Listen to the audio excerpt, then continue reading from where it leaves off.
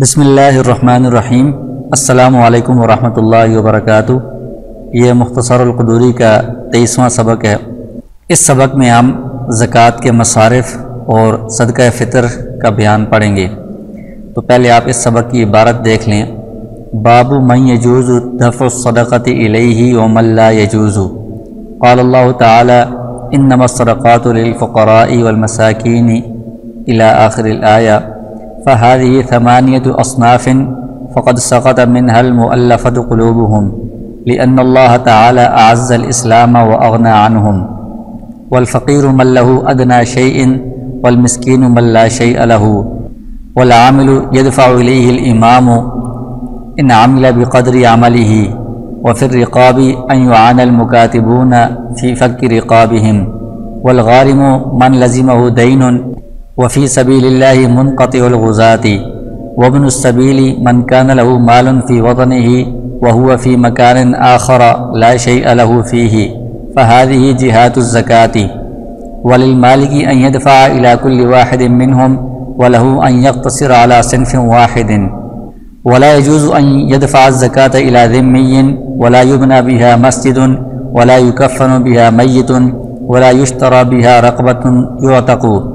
ولا تدفع إلى غني، ولا يدفع المزكي زكاته إلى أبيه وجده وإن علا،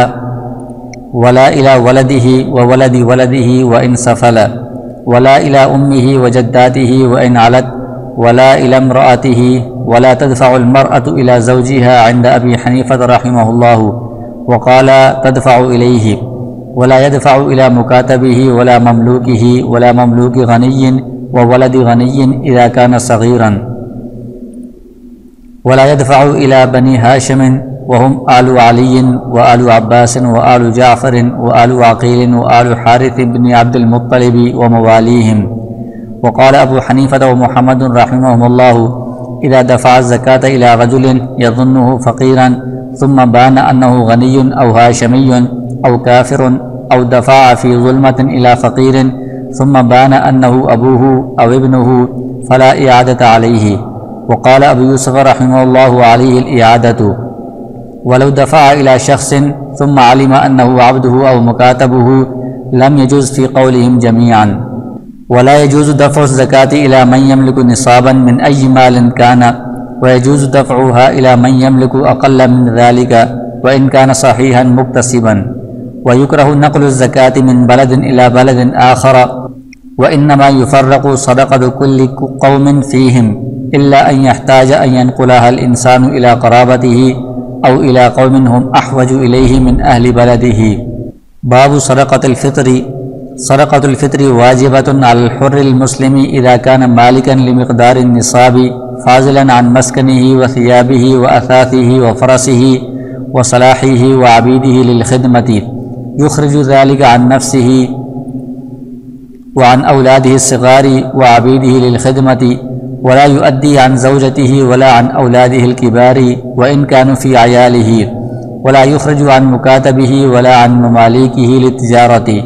والعبد بين الشريكين لا فطرة على واحد منهما، يؤدي المسلم الفطرة عن عبده الكافر، والفطرة نصف صاع من بر أو صاع من تمر أو زبيب أو شعير، والصاع عند أبي حنيفة ومحمد رحمهم الله 8 أرطال بالعراقي. وقال أبو يوسف رحمه الله 5 أرطال وثلث رطل. ووجوب الفطرة يتعلق بطلوع الفجر الثاني من يوم الفطر، فمن مات قبل ذلك لم تجب فطرته، ومن أسلم أو ولد بعد طلوع الفجر لم تجب فطرته. والمستحب أن يخرج الناس الفطرة يوم الفطر قبل الخروج إلى المصلى، فإن قدموها قبل يوم الفطر جاز، وإن أخروها عن يوم الفطر لم تسقط وكان عليهم إخراجها. اس سے پہلے زکوٰۃ کا نصاب، مختلف جو اموال ہیں ان میں زکوٰۃ کا نصاب کیا ہے اس کی تفصیل بیان ہوئی ہے۔ اب زکوٰۃ کے مصارف بیان کر رہے ہیں کہ کون سے مصارف میں یہ زکوٰۃ خرچ کی جائے گی، کن لوگوں کو یہ زکوٰۃ دی جا سکتی ہے اور کن لوگوں کو نہیں دی جا سکتی۔ تو باب من یجوز دفع الصدقۃ الیہ، یہ باب ہے ان مصارف کے بارے میں جن میں زکوٰۃ دینا جائز ہے، ومن لا یجوز، اور ان کے بارے میں جن میں زکوٰۃ دینا جائز نہیں ہے۔ تو یہ صدقہ کا لفظ استعمال کیا ہے، اس سے اصل جو مراد ہے وہ زکوٰۃ ہے۔ البتہ جو صدقہ واجب ہوتا ہے جیسے نظر والا صدقہ ہے یا صدقہ فطر ہے جو واجب ہے، اس کے مصارف بھی یہی ہیں۔ جو نفلی صدقہ ہے اس کے مصارف عام ہیں، ان کے علاوہ اور بھی بہت سارے ہیں، وہ یہاں پر مراد نہیں۔ یہاں پر زکوٰۃ اور جو واجب صدقہ ہے اس کے مصارف بیان کرنا مقصود ہے۔ تو اس کے لیے جو بنیاد ہے دلیل وہ اللہ تبارک و تعالیٰ کا یہ قول ہے، قرآن کریم کی آیت ہے انما الصدقات للفقراء والمساکین، آگے آخر تک۔ الآیہ کا مطلب یہ ہے کہ الی آخر الآیہ، جو پوری آیت ہے، اس آیت میں 8 مصارف بیان کیے گئے ہیں۔ فہذہ ثمانیۃ اصناف، 8 اقسام بیان کی گئی ہیں زکوٰۃ کے مصرف کی۔ فقد سقط منها المؤلفۃ قلوبهم، ان میں سے ایک مصرف آیت کے اندر یہ بھی ہے مؤلفۃ قلوبهم، اس کا مطلب یہ ہے کہ ابتدائی اسلام میں جب مسلمان تھوڑے تھے، ان کی تعداد کم تھی اور کمزور تھے، تو کفار میں سے کچھ لوگوں کو زکوٰۃ کی رقم دے کر اسلام کی طرف مائل کیا جاتا تھا تاکہ مسلمانوں کی تعداد میں اضافہ ہو، ان کی قوت میں، شان و شوکت میں اضافہ ہو۔ لیکن بعد میں جب اللہ تبارک و تعالیٰ نے اسلام کو عزت دے دی ہے تو اب کفار کو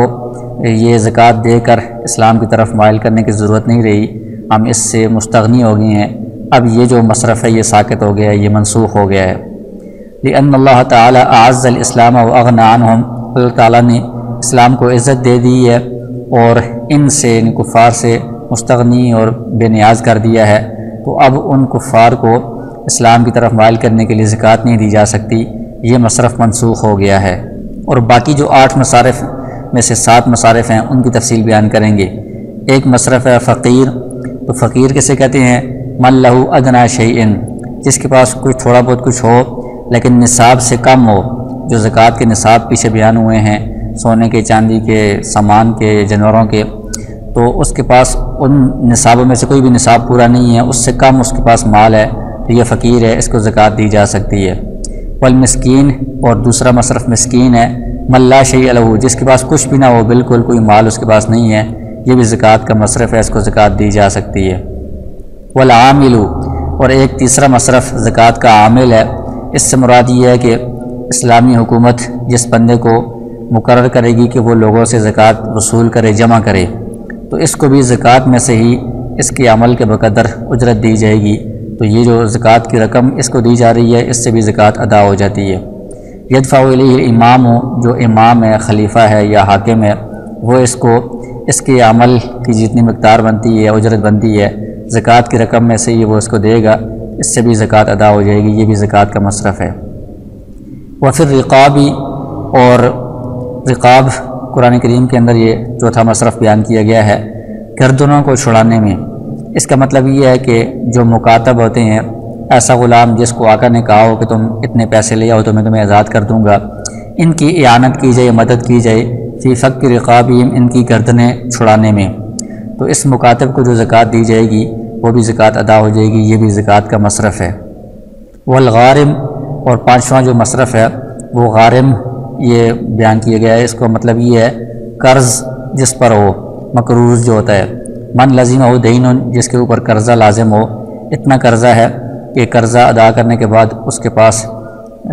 نصاب کے بقدر مال نہیں بچتا، تو ایسا شخص یہ بھی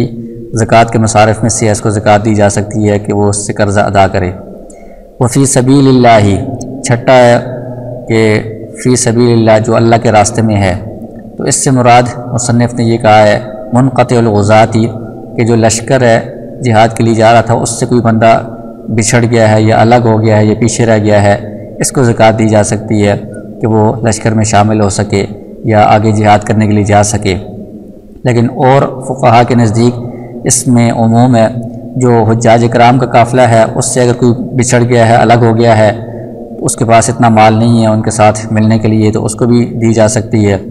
اسی طرح جو طلب علم کے لیے سفر کر رہا ہے، سفر کے لیے جا رہا ہے، اس کے پاس زکوٰۃ کے بقدر مال نہیں ہے، تو اس طالب علم کو بھی زکوٰۃ دی جا سکتی ہے، وہ بھی فی سبیل اللہ میں شامل ہوگا۔ وابن السبیل، اور یہ 7واں مصرف ہے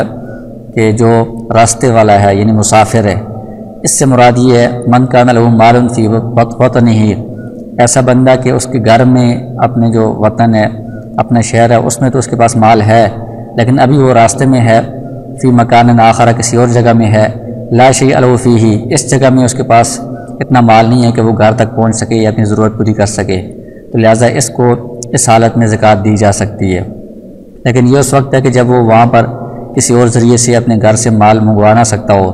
آج کل چونکہ بہت ساری آسانی ہے، بندہ کسی بھی جگہ ہو تو وہ اپنے گھر سے آسانی سے مال رقم منگوا سکتا ہے، تو اس صورت میں پھر ایسے شخص کو زکوٰۃ نہیں دی جائے گی۔ کوئی بھی صورت نہ ہو مال منگوانے کی یا ملنے کی، پھر ایسے شخص کو جو مسافر ہو دی جا سکتی ہے زکوٰۃ۔ تو یہ 7 مصارف ابھی رہ گئے ہیں۔ جو 8واں مصرف ہے مؤلفۃ القلوب، وہ منسوخ ہو گیا ہے۔ فہادی جہات الزکوٰۃ، یہ زکوٰۃ کے مختلف مصارف ہیں۔ تو اب للمالکی، جو بندہ مال کا مالک ہے، زکوٰۃ دینے والا ہے، اس کو اختیار ہے ان یدفع الی کل واحد منہم، ان مصارف میں سے سب کو دے، یعنی اس کے پاس جتنی زکوٰۃ کی رقم بنتی ہے وہ ان میں سے سب کو تھوڑی تھوڑی دے، کچھ فقیر کو دے، کچھ مسافر کو دے، کچھ مقروض کو دے، اس طرح بھی۔ وَلَهُ، اور اس کو یہ بھی اختیار ہے ان یقتصر علی صنف واحد، کہ ان اصناف میں سے کسی ایک صنف پر وہ اکتفا کرے، یعنی کسی ایک کو دے دے، صرف فقیر کو دے دے یا صرف وہ مقروض کو دے دے، تب بھی ٹھیک ہے، زکوٰۃ ادا ہو جائے گی۔ وَلَا يَجُوزُ أَن يَدْفَعَ الزَّكَاةَ إِلَى ذِمِّيٍّ، آگے ان کا بیان کر رہے ہیں، ان جگہوں کا جن میں زکوٰۃ ادا نہیں ہو سکتی۔ تو کہتے ہیں کہ ذمی جو کافر ہے، مسلمانوں کو ملک میں رہ رہا ہے، اس کو زکوٰۃ نہیں دی جا سکتی، کیونکہ زکوٰۃ کے مصرف میں مسلمان ہونا شرط ہے، مسلمان کو یہ صرف دی جا سکتی ہے۔ اور اسی طرح زکوٰۃ میں یہ بھی شرط ہے کہ کسی مسلمان کو مالک بنا کر دی جائے، کسی کی ملکیت میں چلی جائے۔ تو لہٰذا ایسی جگہیں جہاں پر کسی انسان کی ملکیت نہیں ہوتی، کسی مسلمان کی ملکیت، ان جگہوں پر زکوٰۃ ادا نہیں ہوگی۔ مثلاً وَلَا يُبْنَىٰ بِهَا مَسْجِدٌ، مسجد کی تعمیر میں اگر زکوٰۃ دی جا رہی ہے تو یہ زکوٰۃ ادا نہیں ہوگی، کیونکہ یہ کسی مسلمان کی، کسی انسان کی ملکیت میں نہیں جاتی۔ وَلَا يُكَفَّنُ بِهَا مَيِّتٌ، میت کا کفن بھی اس زکوٰۃ کی رقم سے نہیں لیا جا سکتا، کیونکہ میت مرنے کے بعد اس کی ملکیت ختم ہو گئی ہے، یہ رقم اس کی ملکیت میں نہیں جا سکتی۔ وَلَا يُشْتَرَىٰ بِهَا رَقَبَةٌ يُعْتَقُ، اسی طرح کسی غلام کو خریدا جائے کہ اس کو آزاد کر دیے جائے، اس میں بھی یہ رقم استعمال نہیں ہو سکتی، کیونکہ یہ جو رقم ہے یہ اس غلام کے آقا کے پاس جائے گی، تو آقا تو مالدار ہے، لہٰذا اس سے زکوٰۃ ادا نہیں ہوگی، غلام کی ملکیت میں یہ رقم نہیں جائے گی۔ وَلَا تُدْفَعُ إِلَىٰ غَنِيٍّ، اسی طرح کسی مالدار کو زکوٰۃ نہیں دی جا سکتی، کیونکہ یہ فقراء اور مساکین کا حق ہے۔ وَلَا يَدْفَعُ الْمُزَكِّي زَكَاتَهُ إِلَىٰ أَبِيهِ وَجَدِّهِ وَإِنْ عَلَا، اسی طرح جو زکوٰۃ دینے والا ہے وہ ان رشتہ داروں کو جو اس کے اصول اور فروع میں آتے ہیں، ان کو یہ زکوٰۃ نہیں دے سکتا۔ اصول سے مراد کیا ہے کہ اس کا جو باپ ہے اور دادا ہے اور اوپر پردادا وغیرہ، اوپر جتنے بھی رشتہ دار ہیں، ان کو یہ زکوٰۃ نہیں دے سکتا۔ اور فروع سے مراد کیا ہے؟ ولد، بیٹا بیٹی ہیں، ولدی ولدی ہی، جو پوتا پوتی وغیرہ ہیں، اور نیچے جتنے بھی ہیں، ان کو بھی وہ زکوٰۃ نہیں دے سکتا۔ اسی طرح اوپر ماں ہے، جدہ دادی وغیرہ ہے، ان سے اوپر جتنی ہیں، ان کو بھی نہیں زکوٰۃ دے سکتا۔ اور کوئی مرد اپنی بیوی کو بھی زکوٰۃ نہیں دے سکتا، اور بیوی اپنے شوہر کو بھی زکوٰۃ نہیں دے سکتی۔ تو امام ابو حنیفہ رحمہ اللہ کے نزدیک یہ جو آخری مسئلہ ہے، بیوی اپنے شوہر کو زکوٰۃ نہیں دے سکتی، اس میں امام ابو حنیفہ رحمہ اللہ کا مذہب یہی ہے۔ البتہ صاحبین کے نزدیک بیوی اپنے شوہر کو زکوٰۃ دے سکتی ہے، لیکن اس میں فتویٰ امام صاحب کے قول پر یہ ہے کہ بیوی بھی اپنے شوہر کو زکوٰۃ نہیں دے سکتی۔ تو یہ جتنے رشتہ دار ہیں یہ آپس میں ایک دوسرے کو زکوٰۃ نہیں دے سکتے، کیونکہ یہ ایک دوسرے کی کفالت کے اندر ہوتے ہیں، تو ان کو زکوٰۃ دینے کا مطلب یہ ہے کہ وہ پیسے لوٹ کر انہی کے پاس آ جائیں گے یا انہی کے گھر میں آ جائیں گے، تو اس سے زکوٰۃ ادا نہیں ہوگی۔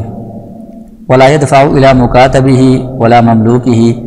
اسی طرح اپنے مکاتب کو یا اپنا جو مملوک غلام ہے اس کو زکوٰۃ نہیں دے سکتا کوئی بندہ۔ وَلَا مَمْلُوكِ غَنِيٍّ، اسی طرح جو مالدار بندے کا غلام ہے اس کو بھی نہیں دے سکتے، کیونکہ غلام ہے، یہ مالدار بندے کا غلام ہے، تو رقم جو ہے وہ مالدار کے پاس ہی جائے گی۔ اسی طرح وَلَدِ غَنِيٍّ إِذَا كَانَ صَغِيرًا، کسی مالدار بندے کا جو بچہ ہے اگر وہ چھوٹا ہے، نابالغ ہے، تو اس کو بھی زکوٰۃ نہیں دی جا سکتی، کیونکہ جو بچہ ہوتا ہے اس کا اپنے والد کے اعتبار سے ہی اعتبار ہوتا ہے۔ والد اگر غنی ہے، مالدار ہے، تو جو نابالغ بچہ ہے وہ بھی مالدار ہی شمار ہوگا، اس کو زکوٰۃ نہیں دی جا سکتی۔ البتہ اگر بچہ بڑا ہو یعنی بالغ ہو تو پھر اگرچہ والد مالدار ہو تب بھی اس بالغ بچے کو دی جا سکتی ہے جب یہ فقیر ہو، کیونکہ جو بالغ بچہ ہے اس کا اپنا الگ اعتبار ہوتا ہے، اس کی ملکیت الگ ہوتی ہے۔ ولا يدفع الى بنی ہاشم، اسی طرح بنو ہاشم میں جتنے بھی لوگ آتے ہیں ان کو زکوٰۃ نہیں دی جا سکتی۔ تو اس میں کون کون ہے؟ وہم آل علی و آل عباس، حضرت علی، حضرت عباس، حضرت جعفر، ان کی جو اولاد ہیں، عقیل اور حارث کی جو اولاد ہیں، اور وہ موالیہم، ان کے جو آزاد کردہ غلام ہیں، ان سب کو بنو ہاشم میں جتنے بھی ہیں سید، سادات وغیرہ، ان سب کو زکوٰۃ نہیں دی جا سکتی۔ قال ابو حنیفہ و محمد رحمہ اللہ، امام ابو حنیفہ اور امام محمد رحمہ اللہ فرماتے ہیں اذا دفع الزکاۃ الی رجل یظنہ فقیرا ثم بان انہ غنی او ہاشمی،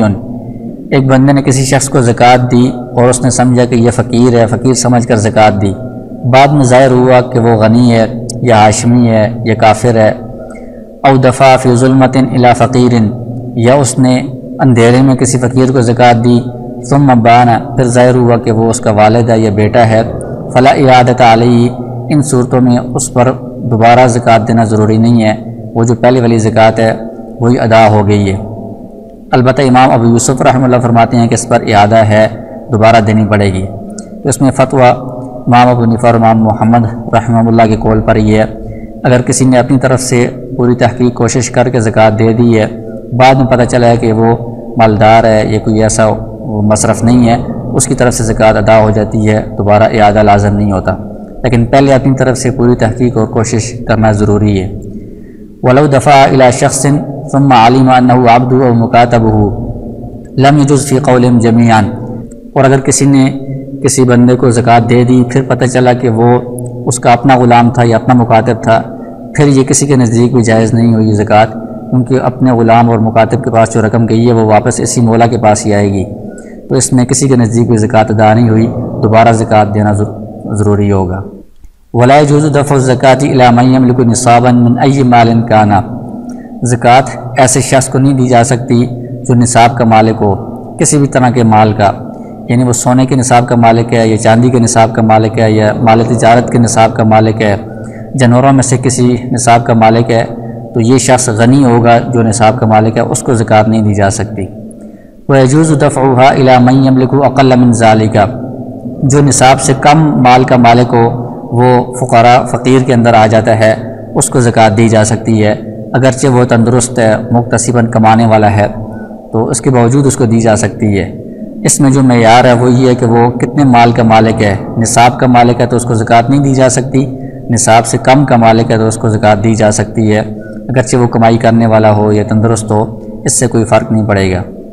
وَيُكْرَهُ نَقْلُ الزَّكَاةِ مِن بَلَدٍ إِلَى بَلَدٍ آخَرَ، آگے فرماتے ہیں کہ زکوٰۃ کو ایک شہر سے دوسرے شہر کی طرف منتقل کرنا یہ مکروہ ہے، یعنی جس شہر میں وہ رہ رہا ہے زکوٰۃ دینے والا،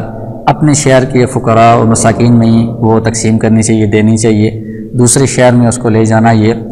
مکروہ ہے، اگرچہ دوسرے شہر میں لے جانے سے ادا ہو جائے گی لیکن مکروہ ہوگا۔ انما یفرق صدقۃ کل قوم فیہم، ہر قوم والوں کی جو زکوٰۃ ہے وہ انہی قوم کے فقراء کے اندر تقسیم کی جانی چاہیے۔ الا ان یحتاج ان ینقلها الانسان الی قرابتہ، البتہ اگر ایسی ضرورت ہو کہ دوسرے شہر میں اس بندے کے رشتہ دار ہیں تو رشتہ داروں کا زیادہ حق ہے تو ان کی طرف یہ منتقل کر سکتا ہے۔ او الی قوم هم احوج الیہ من اہل بلدہ، یا ایسی قوم ہے دوسرے شہر میں جو اس کے اپنے شہر والوں سے زیادہ محتاج ہیں تو ان کو بھی یہ زکوٰۃ دی جا سکتی ہے، ان کی طرف بھی منتقل کی جا سکتی ہے۔ اس کے بعد باب ہے باب صدقۃ الفطر، صدقہ فطر کے بارے میں یہ باب ہے۔ صدقہ فطر سے مراد یہ ہے کہ رمضان ختم ہونے کے بعد عید الفطر کا جو دن آتا ہے، اس دن میں ایک خاص صدقہ ہر مسلمان پر واجب ہوتا ہے، اس کو صدقہ فطر، عام طور پر اسے فطرانہ کہا جاتا ہے، تو اس کے احکام یہاں پر بیان کریں گے۔ تو کہتے ہیں صدقۃ الفطر واجبۃ علی الحر المسلم، صدقہ فطر یہ واجب ہے آزاد مسلمان پر، آزاد پر واجب ہے یعنی غلام پر واجب نہیں ہے، مسلمان پر یہ واجب ہے، ذمی ہے، کافر پر واجب نہیں ہے۔ اذا کان مالکا لمقدار النصاب، جب کوئی بھی آزاد مسلمان صاحب نصاب ہو، نصاب کی مقدار مال کا مالک ہو تو اس پر صدقہ فطر واجب ہے۔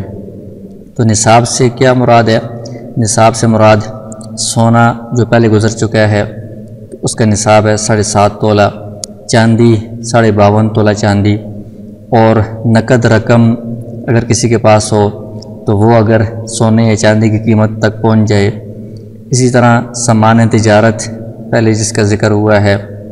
وہ اگر اتنا کسی کے پاس ہے جس کی قیمت سونے یا چاندی کے نصاب تک پہنچ جاتی ہے، اور اس کے علاوہ جو گھر میں سامان ہو، گھر میں یا کسی بھی جگہ کوئی سامان ہے، کوئی بھی چیز ہے جو ضرورت سے زائد ہوں، جو حاجات اصلیہ ہیں، ضروریات زندگی ہیں، ان سے زائد جو سامان ہے کسی کے پاس، تو یہ ساری چیزیں اس میں شمار ہوں گی۔ جو بندہ ان ساری چیزوں کا یا ان میں سے کسی ایک کا یا دو کا یا سب کو ملا کر وہ اتنی چیزوں کا یا اتنے سامان کا مالک ہو گیا ہے جس کی قیمت 52.5 تولہ چاندی تک پہنچ جاتی ہے، تو یہ شخص صدقہ فطر کے حساب سے صاحب نصاب ہوگا اور اس پر صدقہ فطر واجب ہوگا۔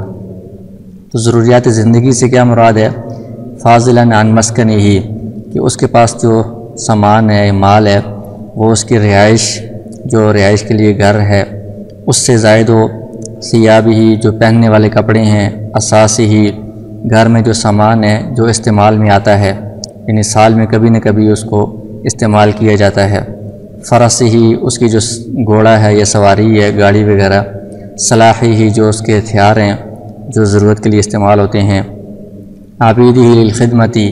خدمت کے لیے جو غلام ہیں یا کوئی بھی اس طرح کی چیزیں ہیں جو استعمال میں آنے والی ہیں، تو یہ چیزیں ضروریات میں سے شمار ہوں گی۔ ان کے علاوہ ایسا سامان جو پورا سال استعمال نہیں ہوتا ویسے رکھا ہوا ہے تو وہ اس نصاب میں شامل ہوگا۔ تو اب یہ صدقہ فطر کا جو نصاب ہے یہ زکوٰۃ والے نصاب سے تھوڑا سا مختلف ہے، کیونکہ زکوٰۃ میں صرف 4 چیزیں ہوتی ہیں: سونا، چاندی، نقد رقم یا مال تجارت۔ ان 4 چیزوں پر زکوٰۃ ہوتی ہے، جبکہ صدقہ فطر میں ان 4 چیزوں کے علاوہ 5ویں چیز بھی ایک ساتھ اس میں اضافہ ہے، وہ ہے سامان، ضرورت سے زائد سامان۔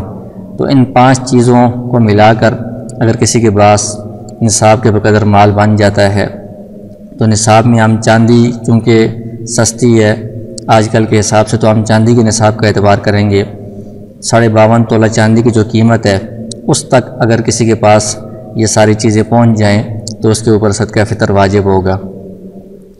یخرج ذلک عن نفسہ، تو کوئی بھی بندہ جس پر صدقہ فطر واجب ہے، جو صاحب نصاب ہے، وہ اپنی طرف سے بھی صدقہ فطر ادا کرے گا، اس پر اپنی طرف سے بھی واجب ہے۔ وعن اولادہ الصغار، جو چھوٹے بچے ہیں، نابالغ اولاد ہے، ان کی طرف سے بھی اس پر صدقہ فطر واجب ہوگا۔ وعبیدہ للخدمتی، جو خدمت کے لیے غلام اس نے رکھے ہوئے ہیں، ان کی طرف سے بھی اس پر صدقہ فطر واجب ہوگا۔ ولا یؤدی عن زوجتہ ولا عن اولادہ الکبار، اور جس بندے پر صدقہ فطر واجب ہے تو اس کی بیوی کی طرف سے اس کے لیے ادا کرنا ضروری نہیں ہے۔ اسی طرح جو اس کی اولاد ہے، جو بالغ اولاد ہے، بڑے جو بچے ہیں، بیٹے ہیں یا بیٹیاں ہیں، ان کی طرف سے بھی اس کے اوپر صدقہ فطر واجب نہیں ہوگا۔ بیوی اگر خود صاحب نصاب ہے تو وہ اپنی طرف سے خود ادا کرے گی۔ اسی طرح جو بالغ اولاد ہے وہ اگر صاحب نصاب ہیں تو ان کے اوپر اپنی ذمہ داری ہے ادا کرنا، لیکن اگر یہ جو بندہ ہے گھر کا سربراہ وہ اپنی بیوی کی طرف سے یا بڑے بچوں کی طرف سے بھی ادا کر دیتا ہے تو یہ صدقہ فطر ادا ہو جائے گا۔ وَإِنْ كَانُوا فِي عَيَالِهِ، اگرچہ یہ بیوی اور جو بڑے بچے ہیں اس کے عیال میں یعنی اس کی کفالت میں ہوں، اکٹھے رہ رہی ہوں،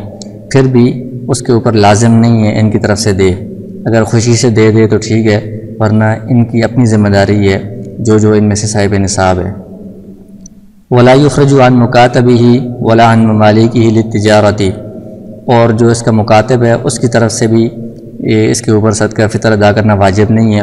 مکاتب اگر صاحب نصاب ہے تو وہ خود ادا کرے گا۔ اسی طرح جو تجارت کے لیے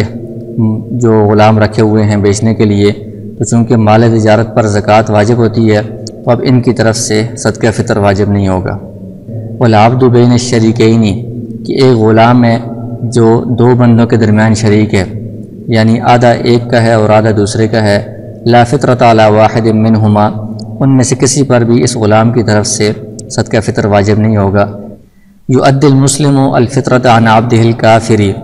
اور جس مسلمان پر صدقہ فطر واجب ہے اس کے جو کافر غلام ہیں ان کافر غلاموں کی طرف سے بھی اس کے اوپر صدقہ فطر دینا واجب ہوگا۔ والفطرۃ نصف صاع، آگے صدقہ فطر کی مقدار بیان کر رہے ہیں، تو یہ صدقہ فطر کی مقدار نصف صاع من بر، گندم میں سے نصف صاع ہے، او صاع من تمر او زبیب او شعیر، اور کھجور میں سے اور کشمش میں سے اور جو میں سے ایک پورا صاع ہے۔ تو یہ صاع ایک پیمانہ ہے، تو اس زمانے میں اس کی مقدار کتنی تھی؟ تو اس میں امام ابو حنیفہ اور امام محمد رحمہ اللہ فرماتے ہیں 8 ارطال بالعراقی، عراقی جو ریتل ہوتا ہے وہ 8 ریتل ہوں گے تو ایک صاع بنے گا۔ امام ابو یوسف رحمہ اللہ فرماتے ہیں کہ 5 ریتل اور 1 ریتل کا 1/3 حصہ یہ ایک صاع بنتے ہیں۔ تو اس میں فتویٰ امام ابو حنیفہ اور امام محمد رحمہ اللہ کے قول پر ہے کہ ایک صاع جو ہوتا ہے وہ 8 ریتل کے برابر ہوتا ہے۔ اور آج کل اس کی مقدار کتنی ہے؟ تو اس کی مقدار آج کل کھجور کے اعتبار سے، کشمش کے اعتبار سے، جو کے اعتبار سے صاع جو ہوتا ہے وہ 3.5 کلو 3.5 سیر ہوتا ہے۔ تو اب کھجور اور کشمش اور جو ان میں سے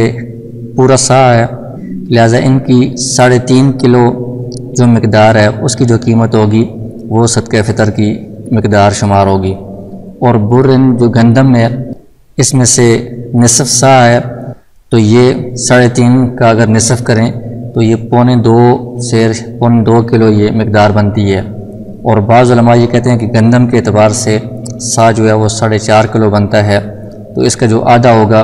وہ 2.25 کلو ہوگا۔ تو اس لیے احتیاط اسی میں ہے کہ گندم کے اعتبار سے اگر دی جائے تو 2.25 کلو جو گندم کی قیمت ہے اس وقت عید الفطر کے دن اس کے اعتبار سے یہ صدقہ فطر ادا کیا جائے۔ تو ان میں اختیار ہے کہ گندم کے اعتبار سے آپ 2.25 کلو گندم کی قیمت ادا کریں، یا کھجور اور کشمش اور جو ان میں سے کسی کی 3.5 کلو جو مقدار ہے اس کی قیمت ادا کریں۔ تو اس میں جو سب سے کم ہے وہ بھی دی جا سکتی ہے، لیکن زیادہ بہتر یہ ہے کہ اپنی وسعت اور گنجائش کے مطابق جو مہنگی چیز ہے اس کا حساب کر کے اس کے مطابق صدقہ فطر ادا کیا جائے۔ آگے فرماتے ہیں ووجوب الفطرۃ یتعلق بطلوع الفجر الثانی من یوم الفطر، کہ صدقہ فطر کا جو وجوب ہے وہ عید الفطر کے دن جو فجر ثانی ہے، صبح صادق جسے کہا جاتا ہے، جس وقت فجر کی نماز کا وقت شروع ہوتا ہے، اس وقت کے آنے سے صدقہ فطر کا وجوب متعلق ہوگا۔ لہذا فمن مات، جو شخص فوت ہو گیا ہے قبل ذالک، طلوع فجر سے پہلے، لم تجب فطرتہ، تو اس کے اوپر صدقہ فطر واجب نہیں ہوگا، کیونکہ اس کے واجب ہونے کا جو وقت تھا صبح صادق کا وقت، اس وقت وہ شخص زندہ نہیں ہے، مکلف نہیں ہے، اس کے اوپر صدقہ فطر واجب نہیں ہے۔ اسی طرح ومن اسلم او ولد بعد طلوع الفجر، جو شخص طلوع فجر کے بعد اس نے اسلام قبول کیا یا طلوع فجر کے بعد جو بچہ پیدا ہوا ہے، ان کی طرف سے بھی صدقہ فطر واجب نہیں ہوگا، کیونکہ طلوع فجر کے وقت اس کا وجوب ہونا تھا، اس وقت یہ جو مسلمان ہے یہ اس وقت اسلام نہیں لایا تھا، تو کافر پر صدقہ فطر واجب نہیں ہوتا، اور بچہ پیدا ہی نہیں ہوا تھا، موجود ہی نہیں تھا، اس پر بھی صدقہ فطر واجب نہیں ہے۔ والمستحب ان یخرج الناس الفطرۃ یوم الفطر قبل الخروج الی المصلی، اور مستحب یہ ہے کہ لوگ صدقہ فطر کس وقت ادا کریں؟ عید الفطر کے دن عیدگاہ کی طرف جانے سے پہلے ادا کر لیں، یہ مستحب وقت ہے۔ فإن قدموها قبل یوم الفطر جازا، اور اگر عید الفطر کا دن آنے سے پہلے رمضان میں ہی اگر وہ صدقہ فطر ادا کر دیں لوگ، تب بھی یہ جائز ہے، جیسا کہ زکوٰۃ سال پورا ہونے سے پہلے ادا کی جا سکتی ہے، اسی طرح صدقہ فطر اگرچہ واجب تو عید الفطر کے دن صبح صادق کے وقت ہوتا ہے، لیکن اس سے پہلے بھی جو شخص صاحب نصاب ہے وہ صدقہ فطر ادا کر دے تو یہ جائز ہے۔ وَإِنْ أَخَّرُوهَا عَنْ يَوْمِ الْفِطْرِ لَمْ تَسْقُطْ،